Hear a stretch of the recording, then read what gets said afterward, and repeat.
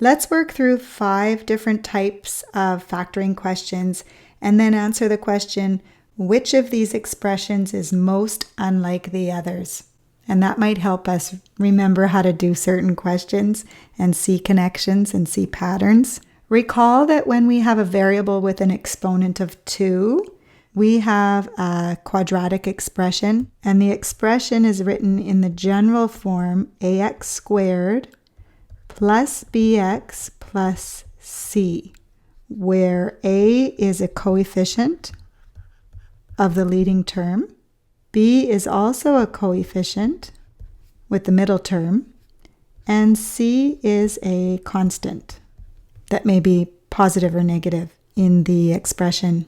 The original expression you're asked to factor can be thought of as being an area of a rectangle or even a square, and the resulting factors can be considered to be the dimensions of that rectangle or a square, and we call the dimensions the length and the width. It's a great model to start understanding what you're doing when you're factoring. First question is a quadratic expression, and we're asked to factor it and check our final answer. We have 3 terms. It's called a trinomial, and when we do have a trinomial, you can think of solving a puzzle. You want to find 2 numbers that multiply to result in the last term, or the constant, and add up to result in the coefficient of the middle term. List or think about the factors of 20, 1 and 20, 2 and 10, 4 and 5, and that'll reveal the 2 values that can add up to give the middle term, 9. The numbers would be a 4 and a 5, both positive, and what we do then is just fill in the brackets of x times x makes x squared, and we know we need a 20, 5 times 4, and the 2 numbers we ended up getting were positive, and that would be the resulting product after we factor. 2 factors here. To check the work, we know we have an x squared, we know we have a 20, and the factors we found were x plus 5 and x plus 4. Does that result in the area that was given? X times x is x squared, x times 5 is 5x, x times 4 is 4x. Together those make the 9x. We know we're right. The area model served as our check step this time. Second example, we have an x squared and we have a 20y squared. Ignore the y squared at the back and follow the same procedure. Find 2 numbers that multiply to 20 and add up to 9. The numbers are 5 and 4. We write x plus 5 and x plus 4 and insert the y. Very similar to the first question. The factors are x and x, 5y and 4y, and that shows up as a 4xy and a 5xy. Together they make that middle term. The first 2 questions are very similar. Just keep in mind, if you have a y squared at the back, you can factor it the same way as the first one, but just insert the y at the end. And the last one is a little bit mixed up. You can see the constant is in the middle. We need to rearrange the question. We'll rearrange it here. 2x squared plus 6x minus 80 is what we'd have, because we need to have the x squared in front. In other words, we need the expression to be written in descending powers. First step, think about the 2, and is there a way to divide out a common factor? Yes, 2 is common, and we have an x squared plus 3x minus 40. And now thinking about, are we able to factor the inside? Can we find 2 numbers that multiply to give negative 40 and add up to give a positive 3? factors of 40. If we have negative 5 and positive 8, it'll work. To bracket x plus 8 and x minus 5. Let's check. The dimensions we found were x and 8, x and negative 5. We want to check if those two factors make the trinomial.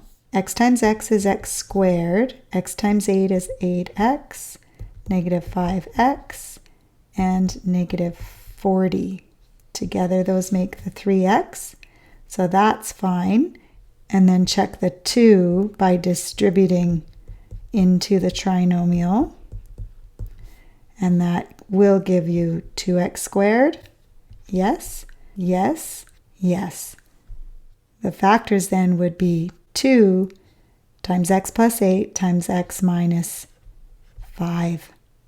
1, 2, 3 questions. Each of them has a different result, different factors. Next example, we've got two terms, 1, 2, separated by a minus.